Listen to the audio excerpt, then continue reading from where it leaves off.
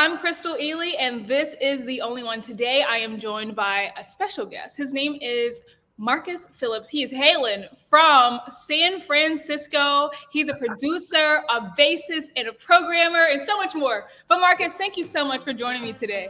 Thank you, Crystal, for having me.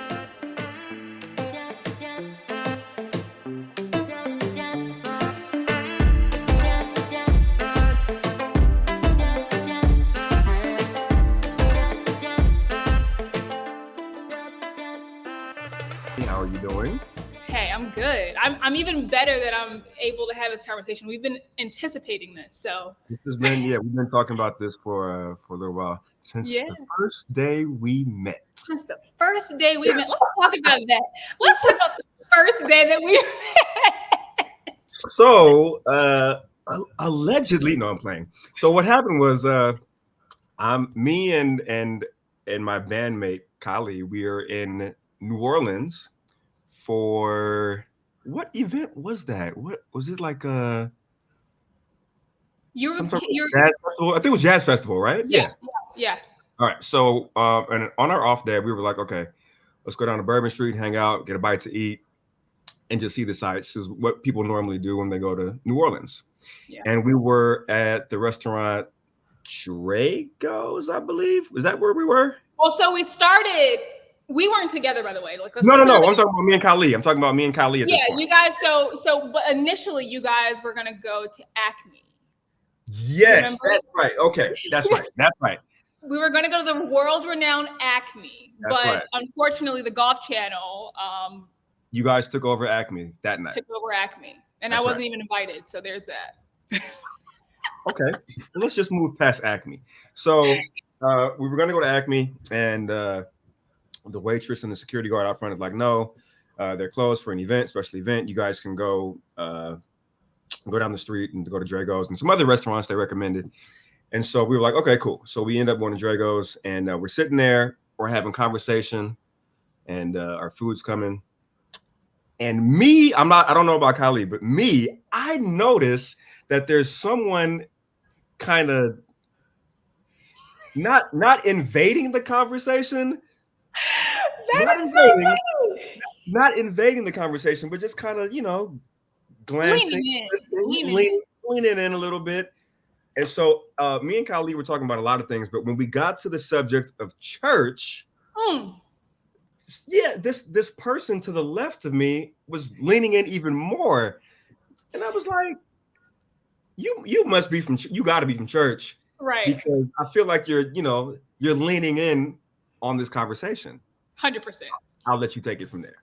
So it's so interesting because, and my eye is still watering, because I heard you guys brought up a song, and it was a super churchy song, and I was like, don't just nobody know that. Like, you have to either have been raised in church, Pentecostal, Kojic, like something of that sort. Yeah. And so I was like, I proceeded to just lean in, and I was like, first of all, these guys are gonna think I'm creepy because I saw them at Acme, which mine just like a 15-minute walk from Acme to Drago's. But I was like, we wanted, I wanted food. I wanted oysters. I wanted some. I think I actually got a dessert. Good food at that. Good food. Yeah. So literally, like I'm kind of like following them a little bit. But like I took a detour because I wanted to go listen to some music, love music. And then I was like, I'm still gonna go. So ended up going, like you said, sat beside them, leaning into their conversation. And so I was like, what y'all know about church? Yeah, and then that's how this whole thing started. We later found out that all three of us are honestly church kids. Yes. There's a church upbringing, church background, but there's also just a love for music. And so here's the funny thing, y'all. This host, this Crystal that's sitting here talking to me right now, he's gonna tell us, well, I'm just gonna hang out with you guys for the rest of the night. So we was like, okay, if that's what you want to do. And that's what we ended up doing. We just ended up having a really cool night, hanging out, just walking the streets and just having a good time. So that's how we forgot the connector. So I can't let the audience think I just was like, oh, these guys are like church guys and like yeah, I'm just gonna hang out with you guys. So they actually, I was like, I'm just gonna take a stab at it. I was like, do you guys know, because you guys are on tour with Kim at that time, right? Yeah. And so I was like, well, do you guys know Joe Harley? That's right. And then they were like, that's my boy, like all of that. And so I'm like, maybe they're joking, but maybe they're not. So like me being like this investigative person, I was like, I'm taking a picture of these guys and I'm sending it to Joe Harley, who's in London at that time. And he was like, yeah, those are the boys. So when he said that, I was like, all right, they're good people. Good people, yeah. And that's how this all came about. And then I do remember when you told me that you had your own podcast kind of thing going on. I was like, you need to have me on your show. You just need to have me on your show. And then we kept in touch, and so here we are today. So let's talk about your foundation. So we talked about church, and I know that church had a pretty big hand in being the foundation for your career. So can you start to talk about that a little bit? Yeah, growing up in San Francisco, my grandfather, it was his church, and all the family went there. But his church is where I got my start, and I started playing drums at a really, really early age. A cousin of mine, who was the drummer at that time, he actually taught me how to play drums. And so when I was about 8 or 9, something like that, I started playing drums for my family church.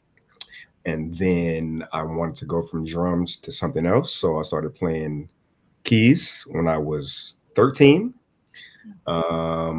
And I didn't want to stop there either. And so when I was about 17, I was like, well, I think I want to do bass now. And it was just kind of on the fence with all the instruments, but bass was the one that really stuck out the most to me. Even before I even started playing bass, I would see other bass players, and I was like, man, I want to do that. There's something about that instrument that's really, really speaking to me. And when I was 17, my dad bought me my first bass. Well, actually, let me do this, not to go too much off track. There was a guy that lived a couple houses down from my mom and dad, and he knew I was playing drums and keys already, but he had a bass at his house. And I remember being at his house one day, and he was like, you know how to play this thing? I was like, nope, but I do want to learn. It's like it's the coolest thing ever.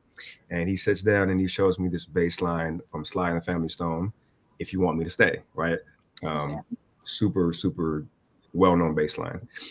And he taught me that bass line, and then I played that bass line for a good 2 weeks because I didn't have a bass. His bass was the only bass that I had because let me borrow it. And after that, I told my dad, I was like, hey, this is it. This is what I want to do. I just need you to buy me one. And so my dad bought me a bass. But I brought that story up because that man that taught me how to play bass, his name was Willie McGarry. He recently passed away a couple of days ago. Yeah. And so anytime I tell the story of how I got started playing bass specifically, I have to bring him up. Now, there are other people that have influenced me over the years, but because of God and Willie McGarry, those are the two. That's it. So he passed away recently. Rest in heaven to Willie McGarry. But yeah, that's how I got my start on bass, and then that's here we are today doing my thing. So it's amazing to always ask people about their start. Everyone's start is always so different, and also I think you make a big point in terms of the people that have such a big hand in your foundation, and even when they're long gone, how a piece of them, something that they taught you, this intangible thing, will always be with you. And you've gone on to, do from being 17 years old to now, and really doing amazing things and touring with some of the best artists in the world. Come on. Jennifer Hudson, Toni, Hey. The list goes on. And so I have to ask, how did you really accept that this was going to be your passion? This is going to be what you're going to pour a lot of your time and energy into? Great question. So let me give you the backstory. Because I think for the most part, the average musician will say, okay, I learned how to play an instrument, figured out that's what I wanted to do, and then I just took that path, right? Not my story at all. Far from, as a matter of fact. So even though I was playing instruments as a teenager and even in my 20s, I had a 9 to 5 way before I started to do music full time, right? So basically, to make a long story short, when I graduated from high school, I had plans of going to a business tech school, and I even got accepted. And I was like, you know what? I don't want to do this. I don't want to do this. I didn't say I wanted to do music right off the bat. I just knew I didn't want to do that. And so I ended up getting a job at a law firm. Wow. And I know that's like we are so far from where I am today. But yeah, I get right. Yeah, I got a job at a law firm, and I worked there at this particular law firm for probably 5 years. And then I can remember a lot of my buddies who were doing music at the time. They would call me like on my lunch break, and then they would laugh at me, like, "Hey, we're out here having a good time while you're stuck in the office." And I laughed. I did laugh too, but I felt some type of way about it. I'm like, man, I want to do what they're doing. And so when I was 23, I remember I'm still working at the law firm. I get a call from a buddy of mine who was hiring me to do a lot of music stuff on the side. Because even though I was working at the law firm, I would still play music. I would still gig and stuff like that. But he's calling me. He said, "Hey, I got this opportunity to do a cruise. It's a 2-week cruise going to, I think it was going to Alaska and one other destination." He says, "Do you want to do it?" And I'm like, "Oh man, let me think about this, because I got a job. I don't know how I can just, take 2 weeks off, because I had been taking time off doing other stuff, music related as well." And so I talked to my parents about it, because I'm still living at home at the time. I was like, I got this opportunity to do this 2-week cruise, and there's a part of me that just wants to quit my job altogether and just kind of get out here and just start doing this for real. Yeah. And they were like, "Well, we're going to support you if this is what you really want to do." So I went to the partners at the law firm, and they already knew that I was heavily involved into music. They supported me. They had even come to some of my gigs in the past. And they were like, "Hey, if this is what you really want to do, we would hate to see you go. But if this is what you want to do, we support you 100%. And so put in my 2-week notice. They gave me a good going away party, all of that type of stuff. And then I went on this 2-week cruise playing bass. It was a trio group, just keys, bass, and drums. So I was playing bass. And then after that, a lot of things just started opening up. I started doing local gigs around town, playing at a few more churches and things like that. So taking that faith walk was the first step to just kind of getting out there. It's interesting that you talk about a faith walk. I myself had to do that. Like, I started my career in finance and was like, oh no, I'm not doing this for another year or two. Yeah. Not 30 more years. So I quit my job to pursue a career in television, which is crazy. So I understand what that's like, and it is tough, and it is a faith walk, and it's nothing better than having people that are like, we're going to help champion your dream and help it come to fruition.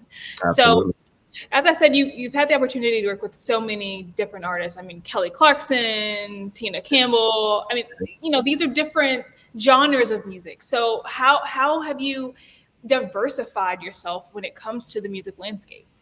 So funny thing is, when I was playing at my grandfather's church, about 13 or 14 years old, I remember having the thought of, this can't be it. And I don't want to say this in the wrong way, because I don't want to step on anybody's toes. Yeah. Because, being in church, we can say something and somebody takes it the wrong way. Well, church people take it the wrong way. Mm-hmm. So being in church at that age, I was like, this can't be it. I don't want to just do what's within these 4 walls, right? I want to be able to do as much as I can to the best of my ability. And I even remember telling my parents, I said, I love playing here at the family church, but please don't expect me to be here for the rest of my life. Like, it's just not going to happen. And I love church music. We're church kids, right? Yeah. But I love all genres of music, right? Yes. Church is the top, but the other ones, they all speak to me in some type of way. And so even back then, I was like, man, I like church. I like a little bit of rap. I like a little bit of R&B. I like a little bit of pop. I didn't like country at that time, but that's because I didn't know what I didn't like about it. And then I started listening to country more, and I said, oh, really, to me, country just sounds like quartet music with a twang. I love country music now, right? So even back then, there were all these genres that I liked. So when it came to playing for different artists, I'd already kind of groomed myself with listening to other genres at a young age. And I'm not saying that if you if you've never listened to other genres of music that you can't play them. You can, but it helps to listen to everything that you can as a musician so that you at least have knowledge of what they sound like and what the music is doing. So when it comes to playing for other artists, whether it's gospel, R&B, pop, whatever, I was listening to that stuff way, way, way back then. And so the information was already there for the most part. It's so interesting. I mean, I'm no music connoisseur, but would you say that the gospel music and understanding those riffs or the sound of it helped kind of give you a basic understanding of how to kind of pivot through those other genres? It did. And you know what else I believe helped is growing up in church, playing by ear. Because when you grow up in church, that is your that's like your battleground, right? Yeah. If you can get past church, you can get past anything. Okay. Because in church, you literally never know where the service is going to go, right? You never know.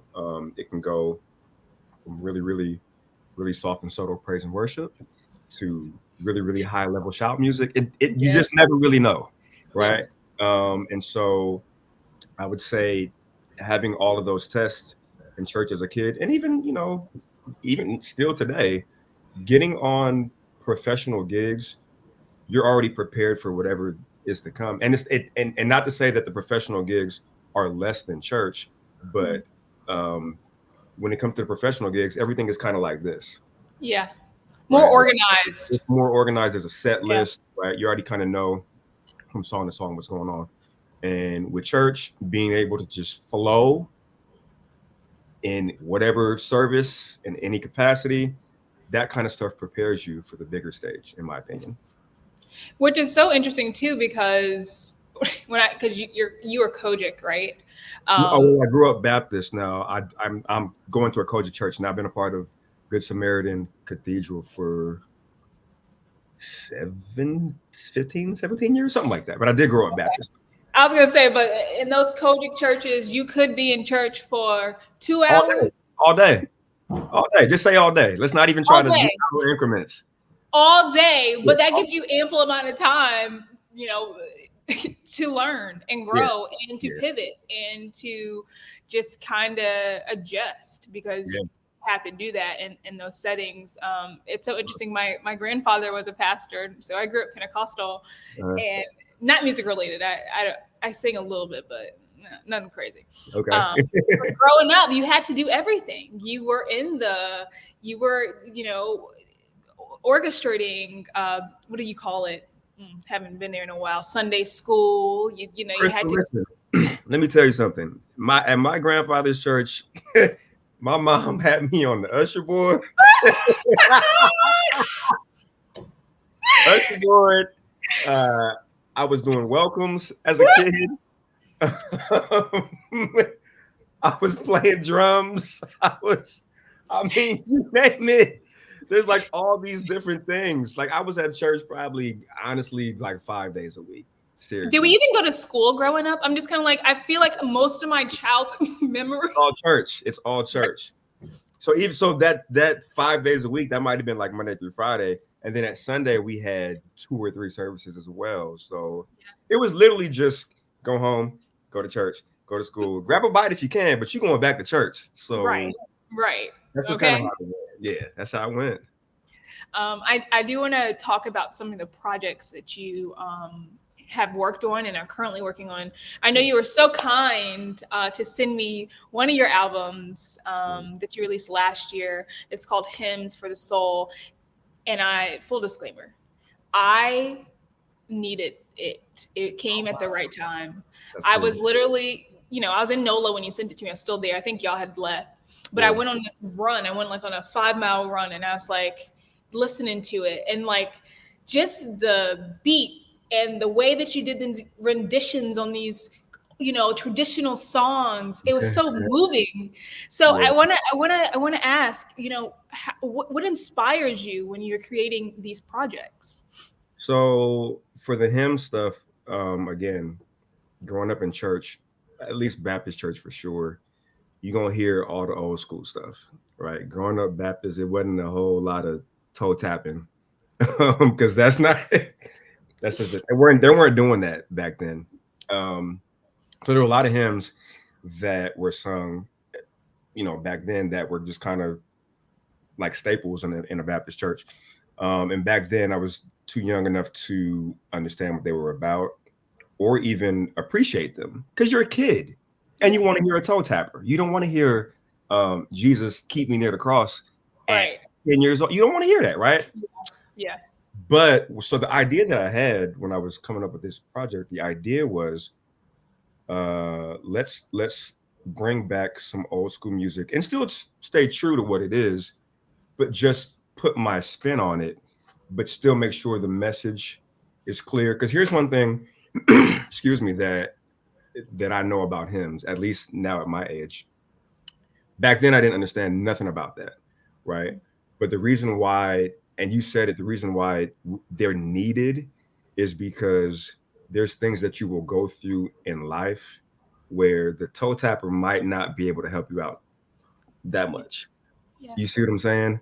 Yeah. So the Amazing Graces, the Jesus Keep Me Near the Crosses, the God Has Smiled on Me's. It's so sweet.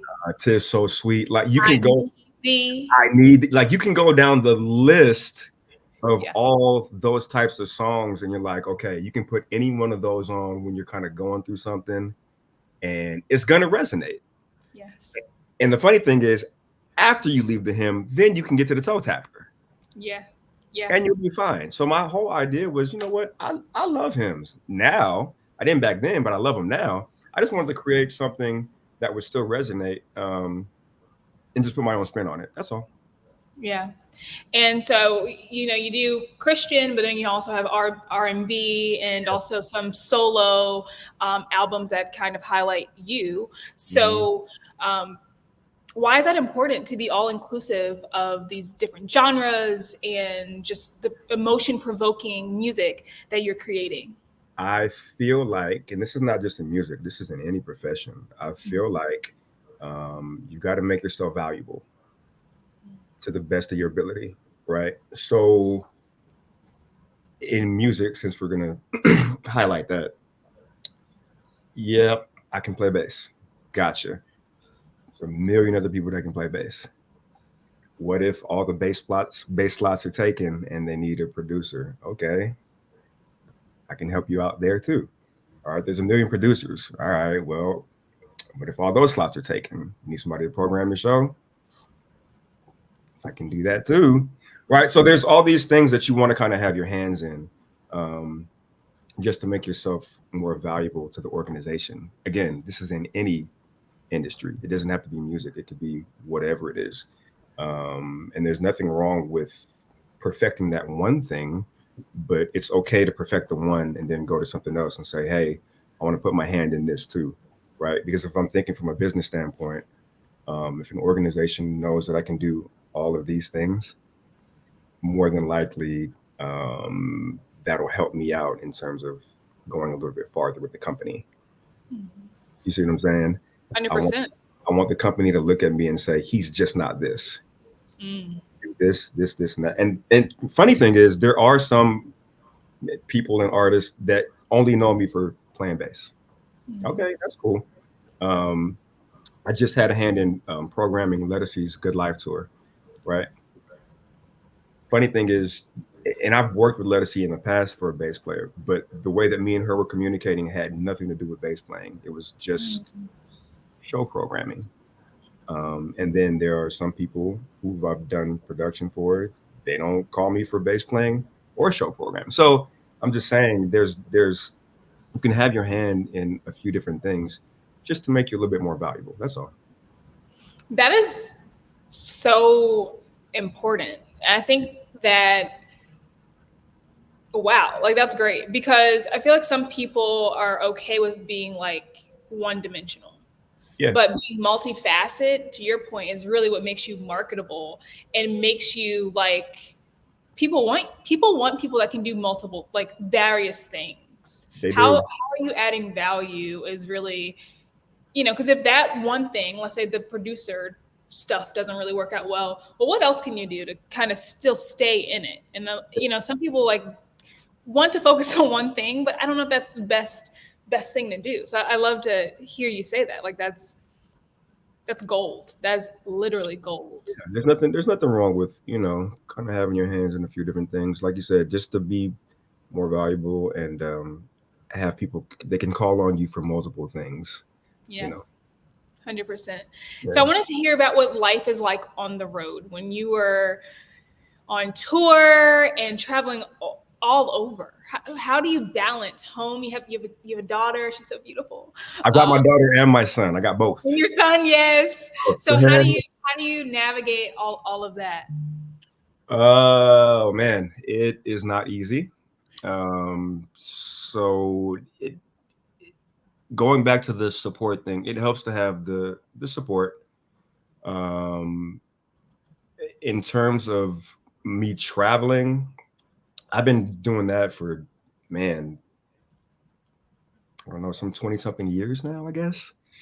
And it's just something I've kind of gotten used to, where most people, they get up in the morning and they might have a commute to get to work, and then they're at the job for 8 hours and they commute back home. Well, my commute is in the air. So it's just something I've kind of gotten used to, is being at the airport sometimes more than being on land.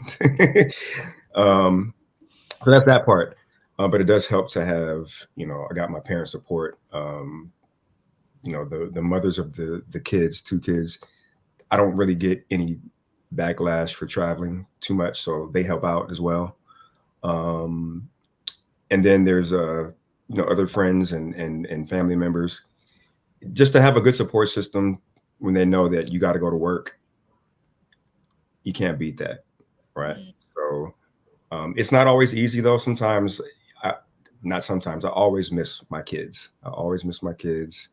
And I've even had conversations with them when it comes to, do you miss daddy when he's gone, or has dad been gone for too long? Now my daughter's the main one who's like, you can't leave for this long anymore. You can't go. She's got the right idea. She's got the right idea. She calls the shots. Of course, she's the younger of the two. My son's 15. My daughter, she just turned 8. And so they understand, but my thing is this: I do what I do to make sure that me and my 2 kids are taken care of. But I also want them to know that when daddy goes to work, this is what he does to make sure that everybody's good. So the lesson is, whenever they get into whatever their profession is going to be, you got to work to make it happen. That's the whole thing. You got to work to make it happen. We're not out there, I know what the general public thinks when it comes to being a musician. You guys are out there partying and you're having a good time doing this and that. Don't get me wrong. There are times hanging out in NOLA, meeting random strangers, talking about church. I know, right? The thing is, yes, there's good times, but there's trying times as well, right? There's times where musicians get tired. We really do. It might not look like it when we're up there playing, having a good time, but we do get tired, and we are out there leaving our families behind. Leaving, being comfortable. When you're at home, you're comfortable. Sometimes you're on the road, it's not that comfortable. I'm just saying. So, when people see us up there thinking we just have this luxurious life, it's good. I'm not complaining at all, but I'm saying there's also a price to be paid that comes with that. Yeah. That's all. So you talked a little bit about getting after it. For those people watching that might not be aware, how do you even book gigs? And I mean, especially with like these bigger names, how do you even get in the mix? So here's what's interesting about that. I feel like, at least for me, here's how it kind of went. Obviously, I have the job at the law firm, quit it, decided to do music full time, got these local gigs, got these church gigs. I think your hard work is what will get you into any door, even if people don't know about you. And again, that's any profession. I don't care what profession you're in. You can work as hard as you want. You will get noticed, and somebody's going to find out, or somebody's going to ask about who's that person. I'm noticing this person a lot. And so for the music industry, man, learn your music, show up on time. Don't be a headache when you are around, these fellow musicians and these artists and this and that. Those are the things to me that will get you talked about in all these other rooms and bigger stages. A lot of it is work ethic, though, and networking. Work ethic and networking, to me, kind of go hand in hand, right? If you're working hard and rubbing shoulders with the people that that you're meeting along the way, you're a shoo-in to at some point get that gig or that position that you've been looking for. But you gotta work for it, though, and you got to be serious about it, because if you're not taking yourself seriously, why would they? Yeah, that's true. It's so funny. I was reminded of the young gentleman we met in NOLA, and he was driving the go-kart. Yes. And we were to give some reference of what was happening. We were trying to get from where we were back to the general area where all the tourists are. Yes. But like, he had the cart, and that would have saved us time instead of walking. Absolutely. And so we're trying to like negotiate a deal here. Like, hey, buddy, like you get us from point A to point B. We got you. We'll be we'll get you into the concert, whatever Whatever you need, yeah, whatever you need. But he was so set on the right now. Yep. If you guys don't pay me X amount of money right now. It was not like we were like trying to cheat him out of money or anything. I just think like this is maybe one of his side hustle, like things he like made up, because he wasn't in an affluent area. I got to give all the context. But he was so worried about the right now that I think, to your point, you got to think bigger than the right now. You got to think about what's to come when you like are making those connections with people. He doesn't know who we were. Like, he doesn't know. Has no clue. And like who we know, and how that could have been such an asset. But he was like, "Nah, I need my money. Y'all got Cash App?" You hit the nail on the head. I think that's it. In developing this work ethic in whatever the industry is, you got to know that it's not going to happen right away. Yeah. I don't care how good you are. In his situation, I don't care what kind of cart you drive. I don't be able to see this. We support you, but like, boy. I know, right? But in all seriousness, you got to work for it. You gotta be willing to go through some hoops and so for me, I used to watch all my boys do all the late night TV shows, and I'm like, wait, I'm kind of in that. So why can't I do it? I want to do a TV show. Why can't I do that? But a lot of it is timing too. God's timing is like everything. So if you're not ready for it, he ain't gonna give it to you. And I know I wasn't ready for it back then. And so a lot of it, like I said, work ethic, being able to grind, network, and just God's timing. Just trust that his timing is gonna get you where you need to be when you need to be there. I love that. Yeah. That's amazing. That is amazing. Marcus, thank you so much for your time today. I'm leaving with some jewels in my back pocket. And look, next time you're in the tri-state area, you gotta let me know. We've been saying that we'll have to get together. I know, I definitely will. But I know you're on the go a lot as well. But when the schedules match up, we'll have to get a burger with some fries or something like that. I don't know. I love it. Yes, let's do that. But how can people connect with you? Let's talk about that. How can people connect with you? Social media. Let's just go with Instagram because it's pretty popular. At Got Bass Productions. That's GOTBASS Productions with an S. And hit me up if you're looking for a bassist, show programmer, a producer. If you want me to be on your podcast, I'm here. Multifaceted. Absolutely. I love it. All right, my guy. Thank you so much. We'll catch up soon. Thanks, Crystal. Take care.